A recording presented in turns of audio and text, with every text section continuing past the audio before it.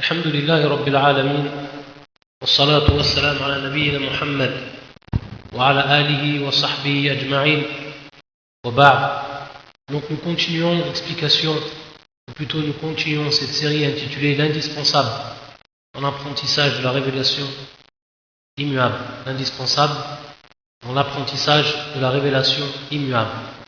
Donc des cours qui sont, comme on l'a déjà cité auparavant, destinés à ceux qui sont entrés dans l'islam, aux nouveaux convertis, etc.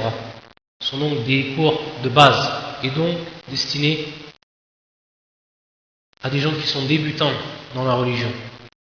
On a vu le cours dernier que dans l'islam, il y a des piliers concernant la foi, concernant l'iman. Et on a vu ces différents piliers de manière globale. Et on a détaillé le premier de ces piliers, qui était la croyance en Allah, au Seigneur, Allah subhanahu wa ta'ala, la divinité qui mérite seule l'adoration. Et on avait vu les points que contenait la croyance en Allah, qui était donc le premier pilier de ces piliers de la foi. Aujourd'hui, Inch'Allah, on va continuer d'expliquer les différents piliers. Et afin de compléter ce qui a été dit la dernière fois sur ce qui concernait la foi en Allah Azza wa Jal, il faut savoir que parmi les bienfaits de la croyance en Allah, que lorsque l'on prononce La ilaha illallah, hadi shahada, on a déjà expliqué, c'est-à-dire qu'il n'y a de divinité digne d'adoration qu'Allah. L'homme à ce moment-là, lorsqu'il rentre dans l'islam et lorsqu'il prononce cette shahada, ensuite il accomplit ce qu'elle implique, l'homme il va abandonner le culte des hommes pour se consacrer au culte du Seigneur des hommes. Désormais, il ne sera plus asservi aux autres créatures par les sentiments de peur ou de vénération qu'il portait. Car l'homme, s'il ne se soumet pas à Allah, s'il n'a pas la croyance en Allah, automatiquement, il va, au fond de lui, vouer un culte à autrui. Ou alors avoir des sentiments de peur. Cette peur, et lorsqu'on dit la peur, bien entendu, ce n'est pas la peur qui est dite naturelle.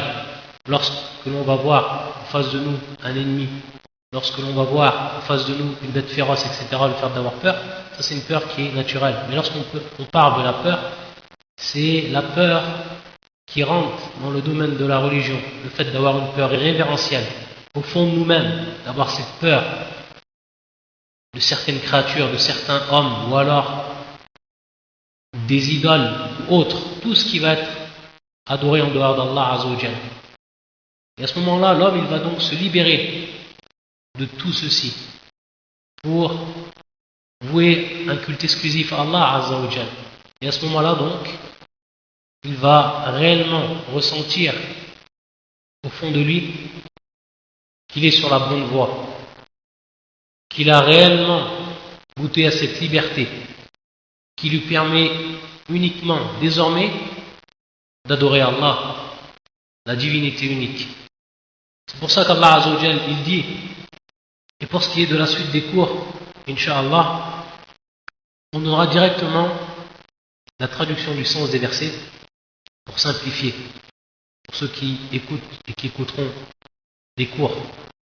Sachant bien entendu que le Coran ne peut être traduit, lorsqu'on parle bien entendu de traduction, ne peut être traduit dans une autre langue. On l'a déjà vu, on le verra encore, pour ce qui est du Coran qui est descendu en langue arabe, et que ce Coran, c'est la parole d'Allah, et que cette parole, elle a été en langue arabe. Allah donc a choisi cette langue pour son Coran. Et donc le miracle du Coran, et tout ce qui va faire l'éloquence du Coran, etc., etc., c'est bien entendu en langue arabe. Tout cela se retrouve dans le Coran, lorsqu'on dit le Coran, la parole d'Allah, en langue arabe. Donc, lorsqu'on dit traduire, c'est tout simplement traduire le sens des versets, c'est-à-dire la signification des versets, C'est ce qu'on va en réalité traduire. Donc c'est tout simplement une approche simplifiée. On donnera à chaque fois cette traduction du sens des versets du Coran. Donc, dans ce premier verset dit: voyez-vous ceux que vous invoquez en dehors d'Allah, si Allah me voulait du mal, est-ce que, c'est-à-dire ces divinités, pourraient dissiper son mal, ou s'il me voulait une miséricorde, pourrait-elle retenir sa miséricorde? Dit: Allah me suffit, c'est en lui que placent leur confiance ceux qui cherchent un appui. Donc l'homme, il sait à partir de là que si Allah lui veut miséricorde, ou alors que s'il lui veut un mal, rien ne peut empêcher cela. Et donc, le véritable croyant, celui qui a cru en Allah Azzawajal, Allah seul va lui suffire. Il va placer sa confiance totale en lui, et c'est vers lui qu'il va rechercher son appui, subhanahu wa ta'ala, comme donc dans ce verset qui est fi surat Az-Zumar et qui est le verset 38. Également parmi les points des bienfaits de la croyance à Allah, c'est que le véritable croyant, al-mu'min, il accède à la fois à la paix et à la tranquillité du cœur, à cette foi, à cette paix, à cette tranquillité que le croyant ressent au fond de son cœur. Et ça, c'est une ni'ma azima, ça c'est un bienfait qui est grandiose. C'est pour ça qu'Allah Azzawajal, il dit, donc le sens du verset, ceux qui ont cru et dont les cœurs se tranquillisent à l'évocation d'Allah, n'est-ce point l'évocation d'Allah, n'est-ce point par l'évocation d'Allah que se tranquillisent les cœurs, comme cela est venu dans le surat Ar-Ra', et qui est le verset 28. Donc une véritable tranquillité du cœur, une véritable paix au fond du cœur lorsque l'homme il croit en Allah Azzawajal, et tout ce que cela bien entendu va impliquer. Également parmi les points de ses bienfaits, il va éprouver un sentiment de protection, car il sait qu'il dispose d'un abri vers lequel il peut se diriger à tout moment, et plus particulièrement dans les cas de malheur.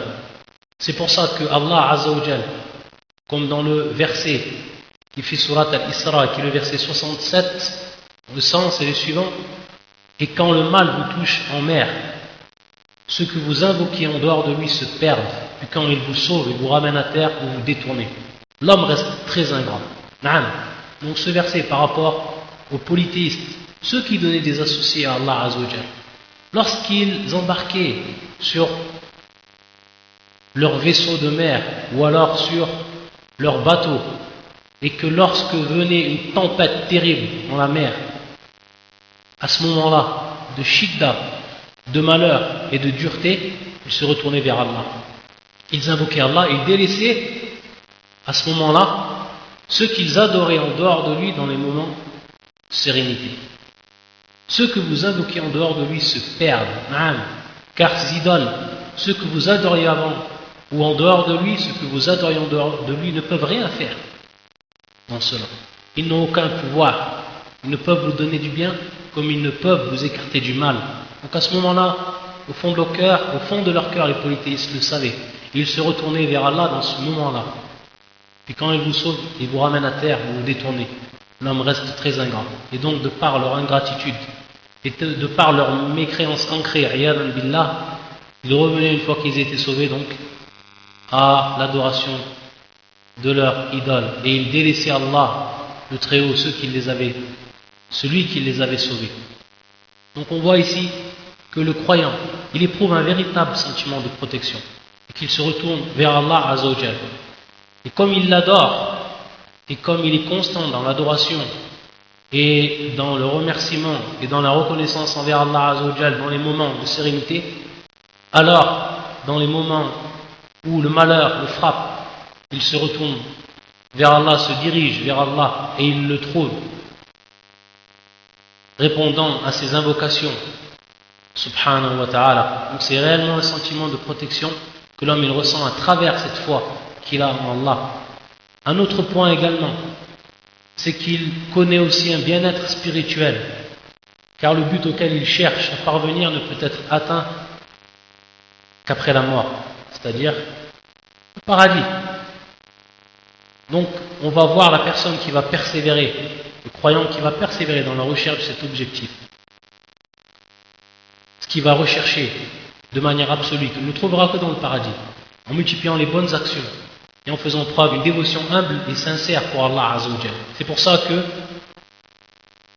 Allah, dans un verset du Coran, il nous demande, comme on l'a déjà vu, ce verset qui est surat Al-An'am, qui est le verset 162, également le verset 163, où le sens dit, en vérité, ma prière, Qul inna salati, c'est-à-dire ma prière, mes actes de dévotion, ou alors mon sacrifice, Qul inna salati wa nusuki, ou alors le sacrifice.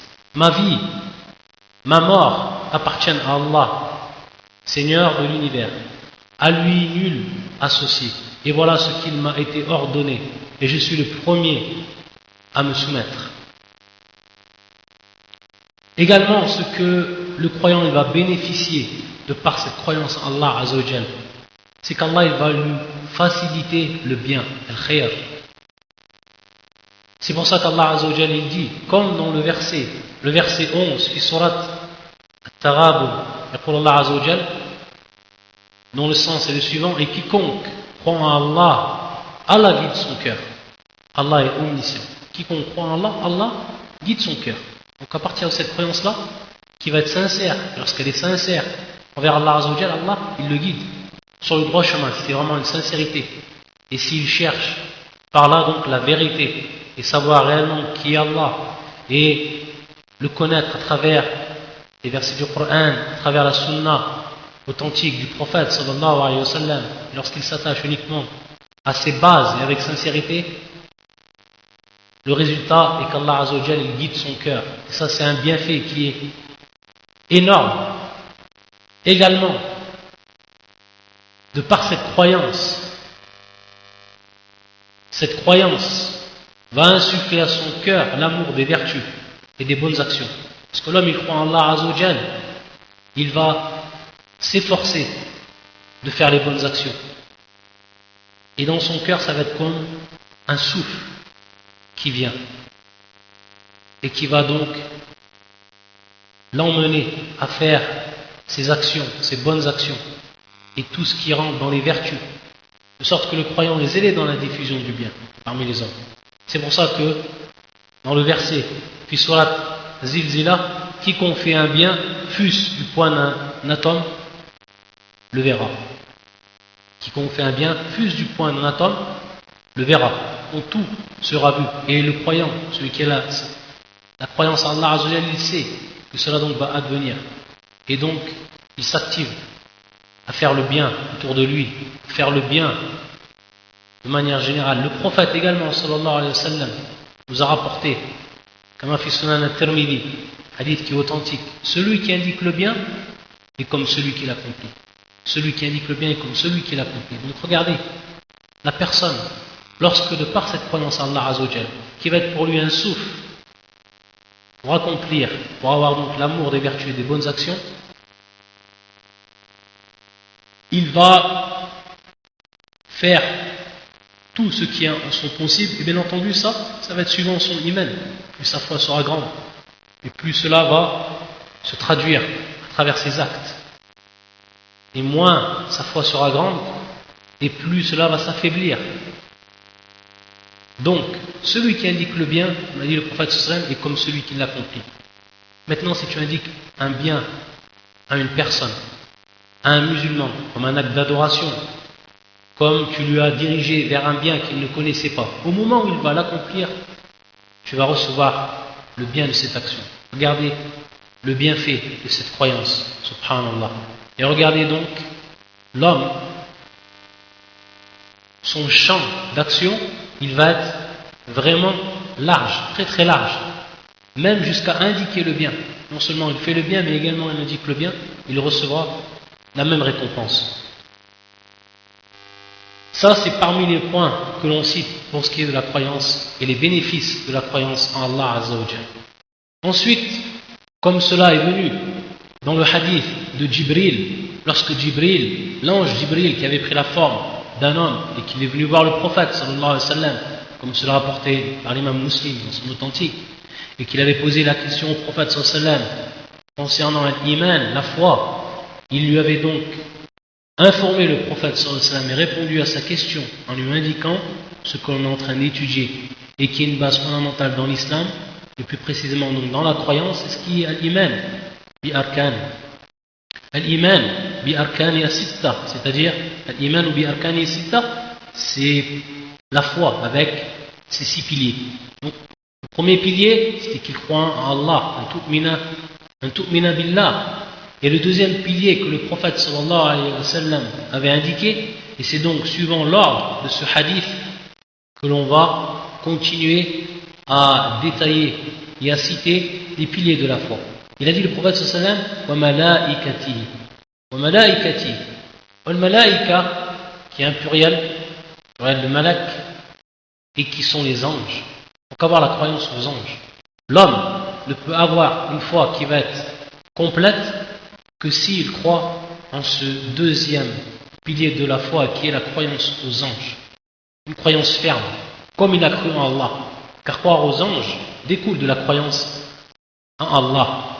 Et elle consiste, cette croyance, à croire qu'Allah possède des anges dont le nombre n'est connu que de lui seul. Des anges qui sont d'un très très très grand nombre, dont personne ne connaît. Seul Allah Azza wa Jal sait exactement le nombre des anges qu'il a créés, subhanahu wa ta'ala. Et ces anges-là, ils font partie du monde de l'invisible, ce qu'on appelle El-Ghaib. Et on avait vu également l'importance de croire, et qui était même la première base, qui est la croyance à l'invisible, ce que l'on ne peut voir, mais ce dont Allah Azza wa Jal nous a informé, et son prophète nous a informé, sallallahu alayhi wa sallam. Allah Azza wa Jal, il les a créés, ces créatures, pour son culte, pour son adoration. Et parmi donc les caractéristiques des anges, c'est qu'ils vouent un culte exclusif de manière continue et qu'ils jamais, contrairement à l'homme, ya'soun Allah, c'est-à-dire qu'ils font des péchés envers Allah Azza wa Jal. Jamais. C'est pour ça qu'Allah Azza wa Jal, il dit, en parlant donc de leur consacration, qu'ils consacrent tout leur temps à vénérer Allah, à le glorifier et à le louer. Allah Azza wa Jalla dit, comme dans ce verset, puis surat Al-Anbiya, qui est le verset 20, Allah Azza wa Jalla dit, dont le sens est, il exalte sa gloire nuit et jour, et ne s'interrompt point, jamais d'interruption, toujours en adoration.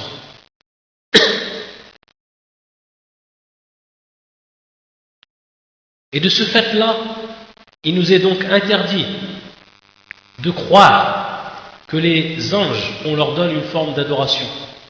Ils sont uniquement là pour exécuter la volonté d'Allah Azza wa Jal en ce qui concerne l'organisation, la surveillance, la protection de cet univers, avec tout ce qu'il contient de créatures.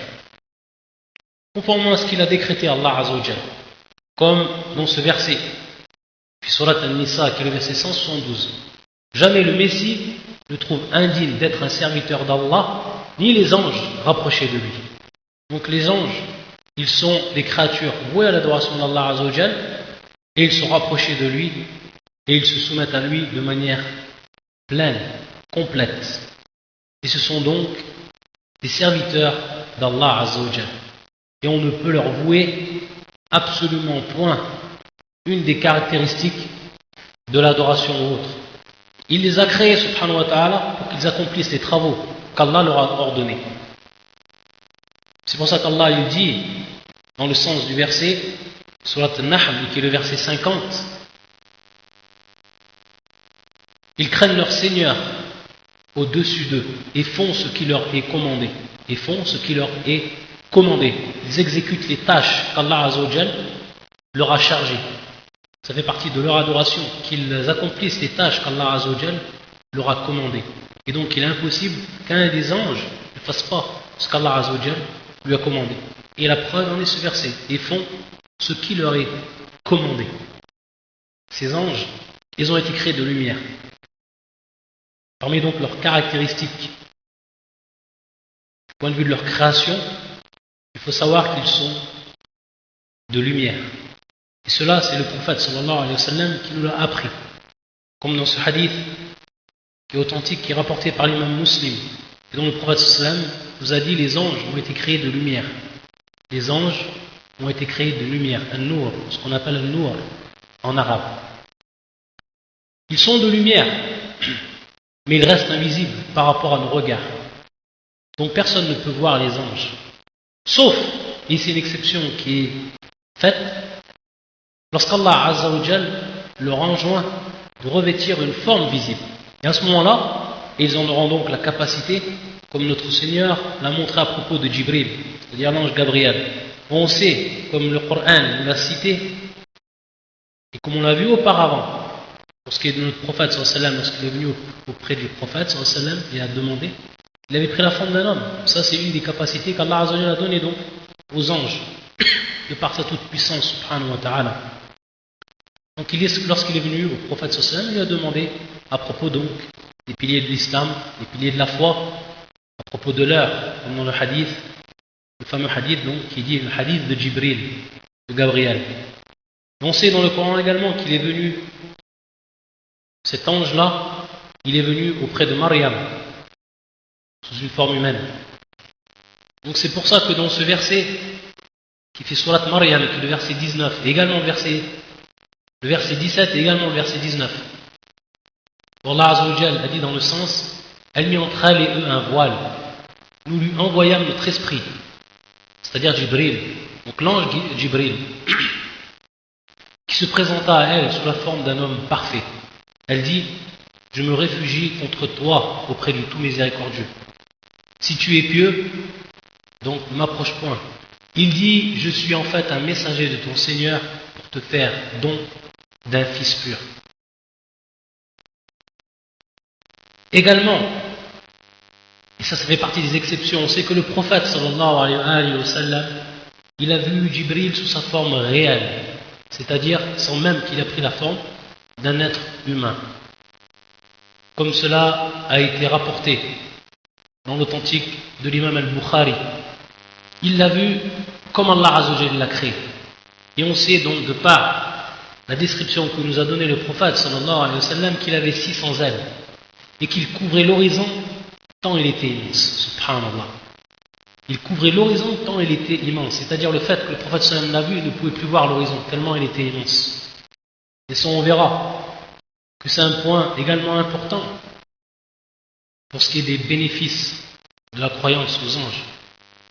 On a dit donc que les anges, ils avaient des fonctions et que ça faisait partie donc de leur adoration envers Allah Azza wa Jal, qu'ils accomplissent ce que Allah Azza wa Jal leur a confié, ce que Allah Azza wa Jal leur a chargé d'exécuter.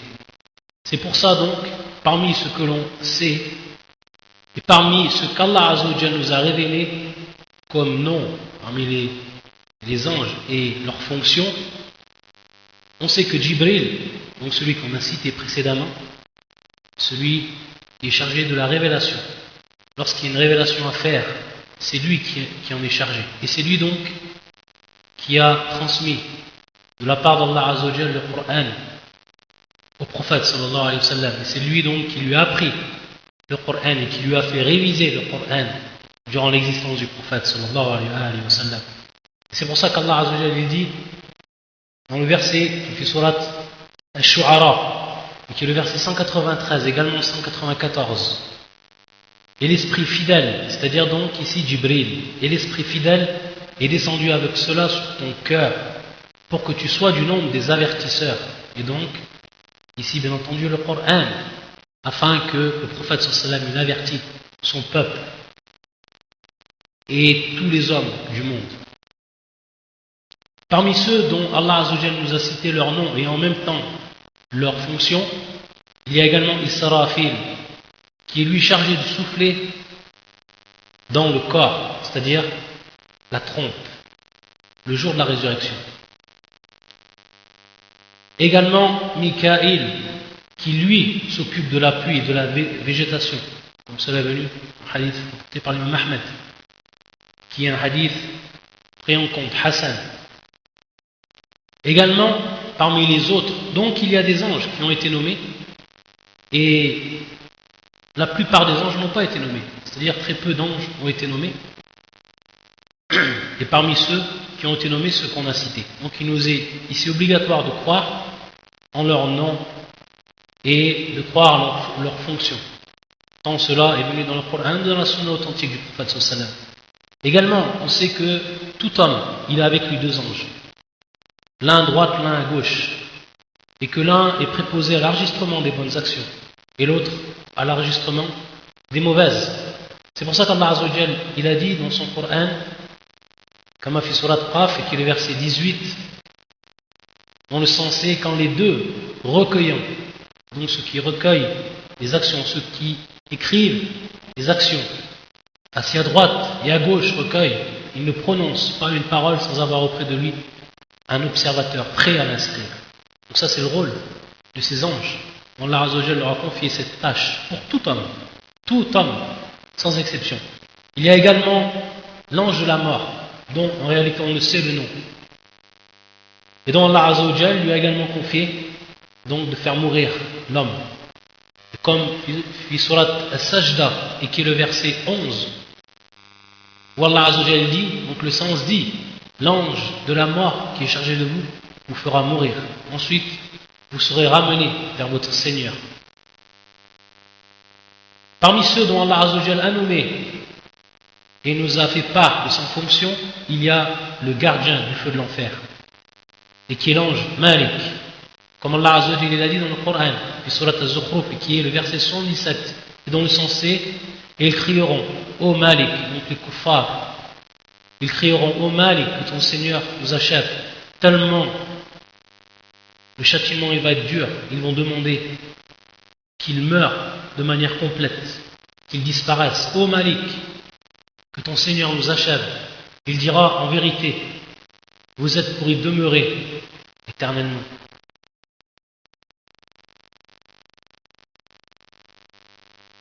Donc ça fait partie des exemples qu'on a donnés. Il y a donc d'autres anges qui sont chargés de protéger les hommes, d'accomplir également certaines missions. Donc nous avons une foi qui va être dite globale, c'est de croire donc aux anges et qu'ils sont innombrables, que seul Allah Azza wa Jal connaît leur nombre, qu'ils ont donc des fonctions et toutes les caractéristiques qu'on a donc citées de façon concise durant ce bref exposé. Et notre croyance qui va être plus spécifique par rapport à ce que l'on sait d'après le Coran et la Sunna, non de croire aux noms qui nous ont été transmis dans le Coran et la Sunna, également des fonctions bien précises de certains anges et d'autres encore. Et si on résumait, pour ce qui est des points de Al-Iman bil Malaika, en résumé, il faut savoir donc que cela comprend 4 points. Croire aux anges, ça comprend 4 points. Le premier point, c'est la foi de leur présence. Donc al-iman bi wujudihim, la foi de leur présence.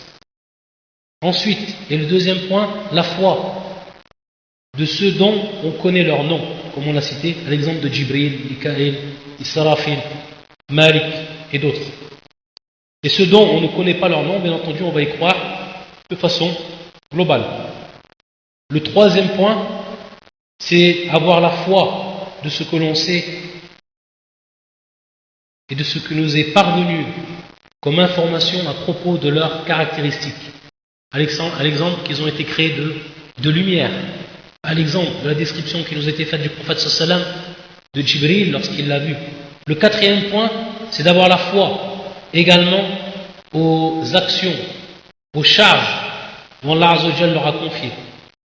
Que l'on connaisse toutes ces actions, comme on a vu les exemples qu'on a donnés, ou alors, de façon générale, également ceux dont on ne sait pas.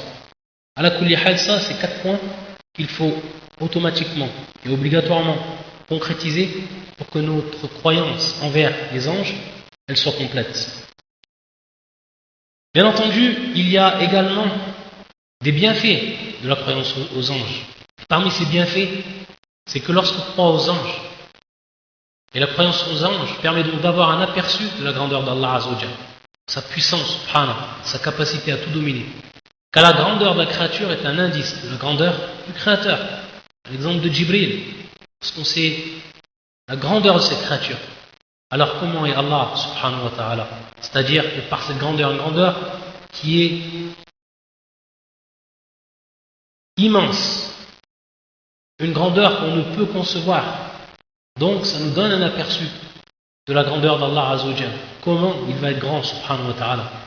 Également, cette croyance nous encourage à accomplir de bonnes œuvres et à délaisser les actions blâmables, que ce soit donc en public et également en secret.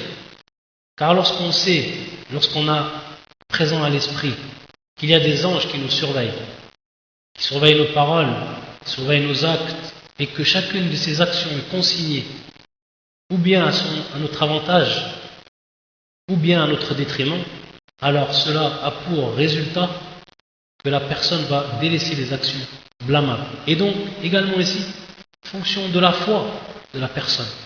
Et cela va varier d'un croyant à un autre. Également, elle va mettre le croyant à l'abri des superstitions et illusions. En sont victimes ceux qui nient l'existence du monde de l'invisible.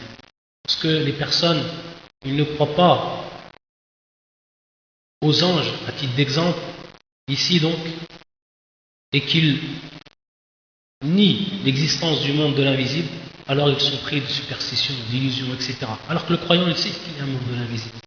Il sait qu'il y a les anges. Il sait également qu'il y a les djinns. On ne peut les voir, mais qu'ils sont bel et bien présents dans notre vie de tous les jours. Et le musulman également, ça fait partie des points, c'est qu'il prend conscience de la miséricorde d'Allah Azza wa Jalla et de sa bienfaisance. Et de sa bienfaisance à l'égard de ses créatures. Car il a chargé des anges de les protéger et de s'occuper également de leur intérêt. Donc Allah Azza wa Jalla n'a rien délaissé. Et ça, c'est bel et bien une preuve de la miséricorde d'Allah Azza wa Jalla par rapport donc à ses créatures. Ça, c'est ce qui concerne, de manière résumée, mais essentielle, notre croyance envers al-malaika, les anges, qui est le pluriel donc de malak. Et donc la deuxième, ou le deuxième pilier de la foi islamique. Ensuite, comme dans le hadith de Jibril, lorsque le prophète sallam a répondu à sa question, il l'a informé du troisième pilier. Ce troisième pilier, c'est la croyance au livre saint. Al-Kutub. Al-Iman bil-Kutub. Les livres saints. Les livres qui ont été révélés par Allah Azza wa Jalla. Donc cette croyance, elle consiste à croire qu'Allah a révélé à ses envoyés et à destination des hommes des livres célestes qui proclament tous, sans exception, l'existence et l'unicité d'Allah Azza wa Jalla, en tant qu'il est le souverain unique de l'univers. Donc comme on l'a vu, Rububiyya, pour ceux qui se rappellent ces termes. La seule divinité digne d'adoration, ici, Uluhiyya, et en tant qu'il possède des noms et attributs, l'asma, sifat, et qui lui sont propres à lui, Allah Azza wa Jalla, comme on l'a également cité à travers la règle qu'on a donc expliqué le cours dernier. Et c'est pour ça qu'Allah Azza wa Jalla il dit, comme fi surat al-Hadid, et qui est le verset 25, dont le sens est, nous avons effectivement envoyé nos messagers avec des preuves évidentes et fait descendre avec eux le livre et la balance. Et fait descendre avec eux le livre et la balance. C'est-à-dire le livre, les livres, c'est-à-dire le genre ici. Donc les livres.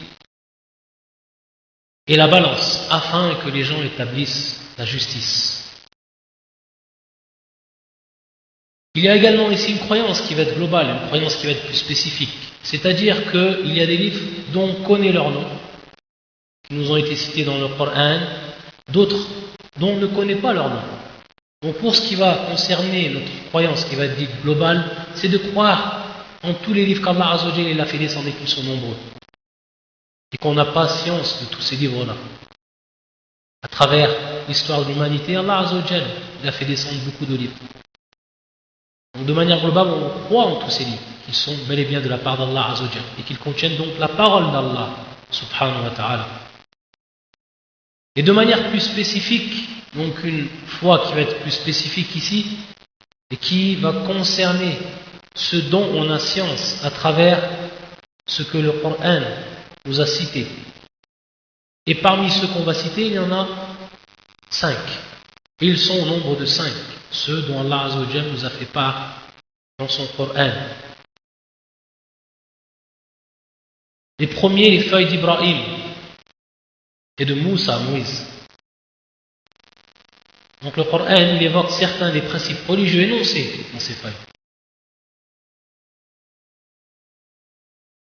Donc ce qu'on appelle Suhuf Ibrahim ou Moussa, les feuillets d'Ibrahim et de Moïse.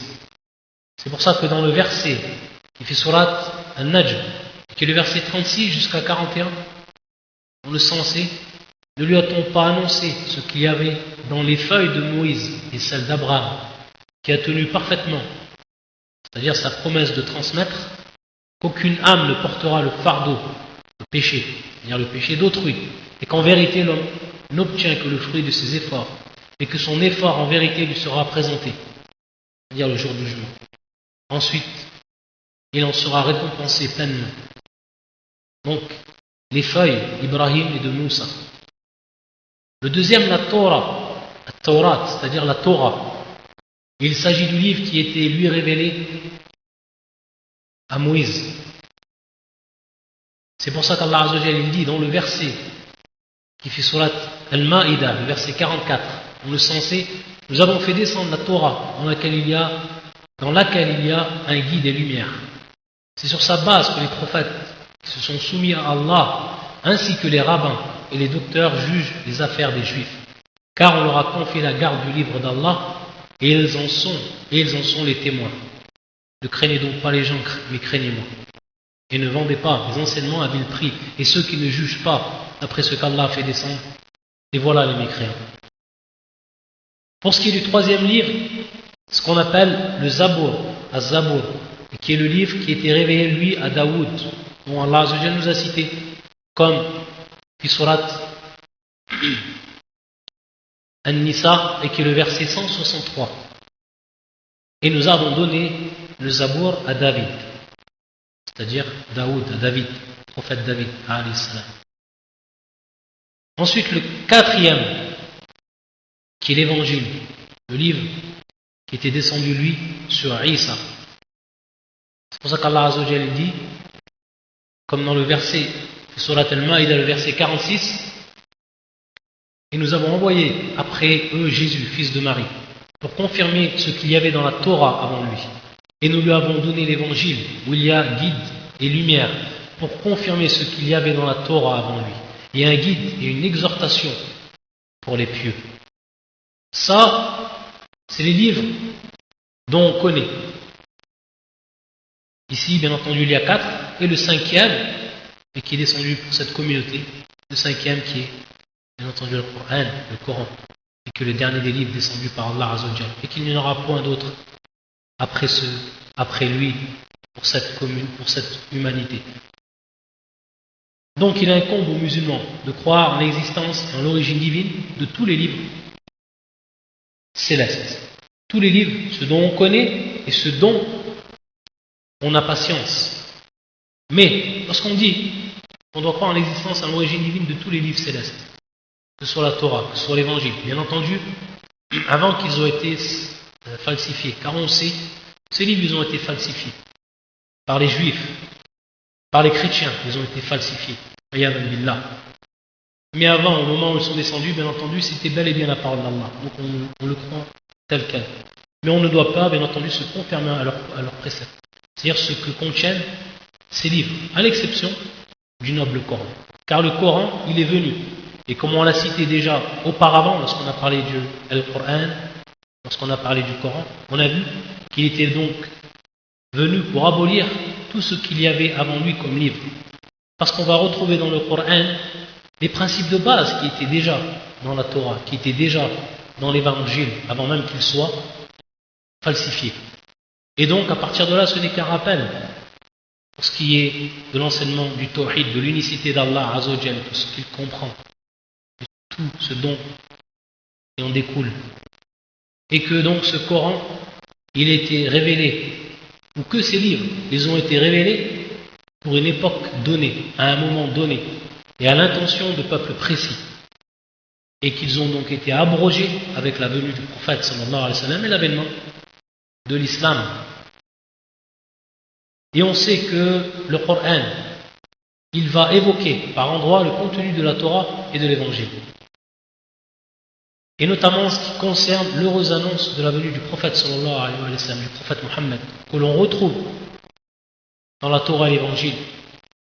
Comme Allah Azza wa Jal nous l'a indiqué lui-même dans le dernier de ses livres, Kama fi surat Al-A'raf, et le verset 156-157. Et ma miséricorde embrasse toutes choses. Je la prescrirai à ceux qui me craignent, acquittent la zakat et ont foi en nos signes. La zakat est l'impôt rituel. Ceux qui suivent le messager, le prophète illettré qu'ils trouvent écrit, c'est-à-dire mentionné, chez eux dans la Torah et l'Évangile. Chez eux dans la Torah et l'Évangile, il leur ordonne le convenable, leur défend le blâmable, leur rend licite les bonnes choses, leur interdit les mauvaises et leur ôte le fardeau et les jougs qui étaient sur eux. Et pour ce qui est du Coran, donc le dernier des livres, on en avait déjà cité, on va le rappeler ici de façon résumée, que le Coran est la parole d'Allah révélée à Muhammad par l'intermédiaire de Jibril en une langue arabe claire. C'est pour ça qu'Allah Azza wa Jalla dit dans son Coran, comme a fait surat Al-Shu'ara, qui est le verset 193 et également 195, et l'esprit fidèle est descendu avec cela sur ton cœur pour que tu sois du nombre des avertisseurs en une langue arabe très claire, Et on sait la sagesse qu'Allah Azza wa Jalla, parce qu'il a choisi cette langue arabe. Cette langue arabe, c'est une grande sagesse, car celui qui va connaître la langue arabe, qui va lire le Coran et le comprendre avec la langue arabe, il s'apercevra qu'aucune langue ne peut être comme cette langue arabe.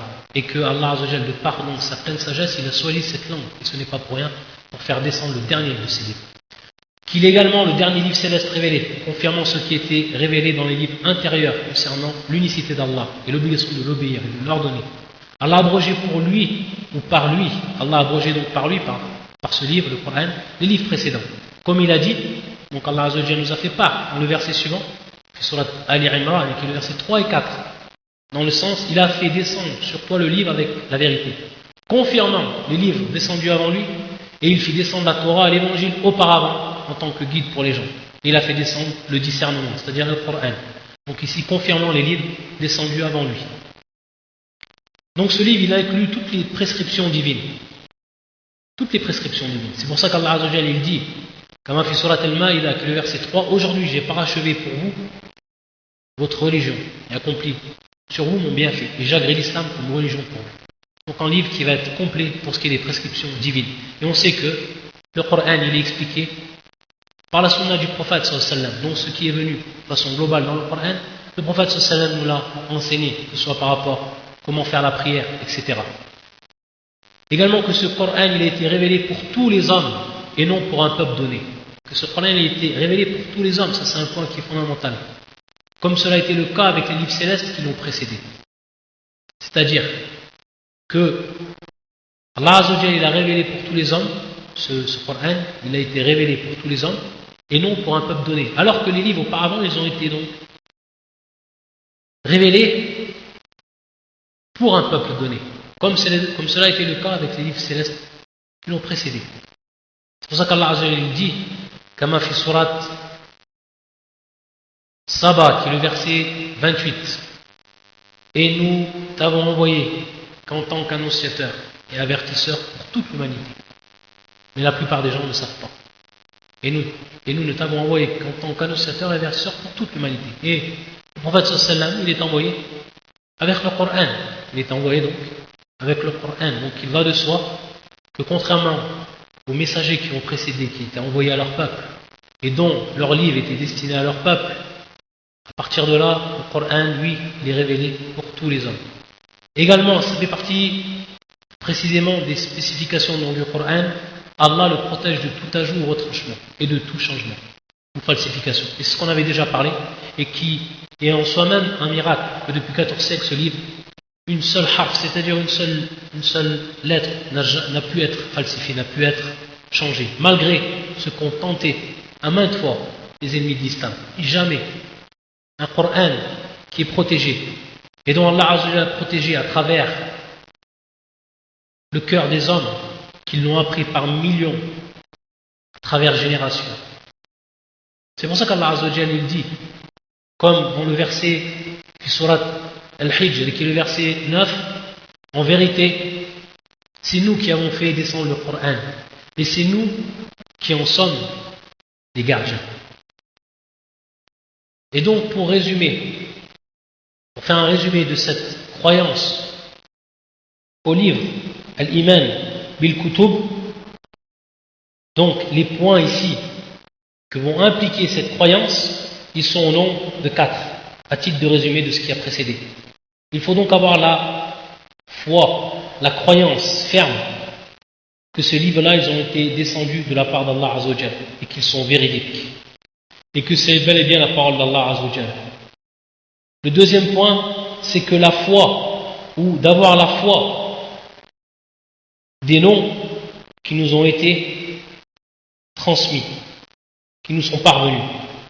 À l'exemple de la Torah, à l'exemple de l'Injil, l'Évangile, etc. Le troisième point, c'est que l'on doit croire, avoir la foi de tout ce qu'on entend comme information à travers le Coran. Et ce qu'on a également entendu comme information dans les livres précédents, du moment où ils n'ont pas été falsifiés. Le quatrième point, c'est-à-dire ce quatrième point, accomplir ou exécuter les lois qui y sont présentes, tant qu'elles n'ont pas été abrogées. Tant qu'elles n'ont pas été abrogées. Et que l'on doit se soumettre complètement à ces lois qui y sont présentes. Et dont on doit en être, au fond, dans notre fond intérieur, satisfait. Ça, c'est pour ce qui est du quatrième point. Et bien entendu, on sait, ce quatrième point, que le Coran, donc, a abrogé tous les livres qui ont précédé. Car il contient ce qu'il contenait, mais Allah Azza wa Jalla l'a rendu encore plus complet, car il est destiné, comme on l'a vu, à toute l'humanité, et non à un seul peuple. Pour ce qui est maintenant des avantages et des bénéfices de la croyance au livre saint, cela va nous permettre de voir à quel point Allah Azza wa Jalla est miséricordieux, clément vis-à-vis de ses créatures, puisqu'il leur a révélé des livres qui leur montrent le chemin qui conduit à son agrément. Allah Azza wa Jalla n'a pas laissé donc les créatures dans l'incertitude, en proie aux suggestions des démons et à leur propre passion. Allah Azza wa Jalla les a guidés de par ses livres. Et il leur a donc donné de quoi discerner entre le bien et le mal. Comment connaître la vérité et ensuite l'appliquer. Ça, c'est une miséricorde immense de la part d'Allah Azza wa Jalla qu'il a fait à l'humanité. Également, cette foi-là, au livre, ça nous permet de connaître la sagesse, al-hikmah, la sagesse d'Allah Azza wa Jalla, qui a légiféré pour chaque peuple les lois qui correspondent donc à ses besoins, comme on l'a vu précédemment. Et elle sert également, cette foi, de critérium pour distinguer les croyants sincères des autres. Car en effet, celui qui va croire en son propre livre saint doit croire aux autres livres révélés et aux autres prophètes qui y sont annoncés. Et si automatiquement on croit réellement à son livre, si le chrétien a réellement cru à l'évangile, ce qui est indiqué, si le juif il a réellement cru à la Torah, ce qui est indiqué, automatiquement, s'il était sincère dans cela, il aurait donc ensuite cru au Coran. Il aurait donc cru au prophète sallallahu alayhi wa sallam. Quand on a vu les versets qui annonçaient le prophète sallallahu alayhi wa sallam, mais également tous